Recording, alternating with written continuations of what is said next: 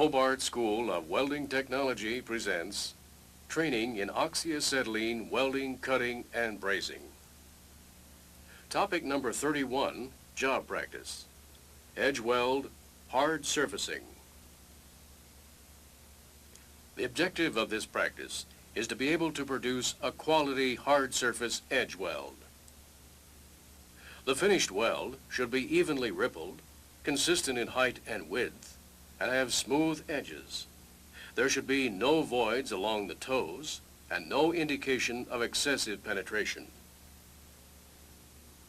The weld symbol indicates that a surfacing weld is to be deposited with a buildup of 1/8 inch. Material: 1/4 inch thick mild steel plate.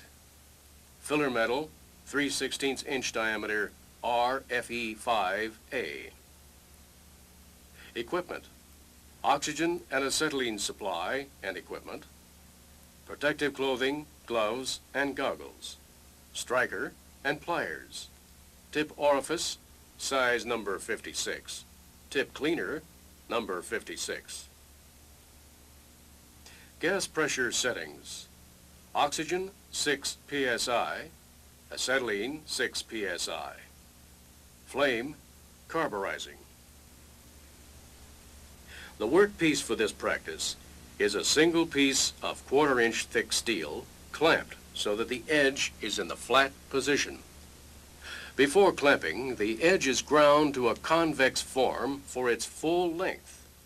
This shape is similar to the edge of a shovel, which might be in need of hard surfacing to prevent excessive wear.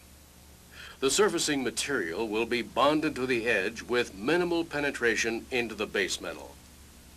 Adjust the torch to a neutral flame and then move it back and forth along the edge to heat the metal to a dull blue color.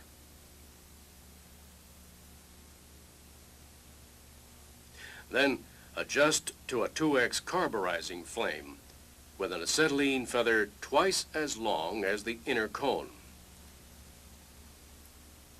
Position the torch at the right end with a 90-degree work angle and a 45-degree push travel angle so that the acetylene feather is 1/8 inch from the base metal. When the surface of the metal melts to a watery glaze called sweating, add filler metal to the leading edge of the shallow puddle.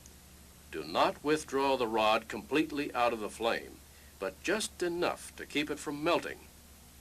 Move evenly to form a bead the full width of the edge. A quality surfacing weld should have a smooth finish, a buildup of 1/16 to 1/8 inch, and should bond, not fuse, to the edge with no voids. If you overheat the base metal, the weld bead will not stick and will flow off the edge. Not heating the metal enough will cause the filler metal to flow unevenly and the surface will bubble. Over or underheated areas would have to be removed and resurfaced to be effective. When you have allowed your workpiece to cool in air, not water, you can test its hardness by striking it with the edge of a bar. The bar will be dented, but the surfacing weld will not be marked. Take care if you try this test. Inspect the weld and then continue practice.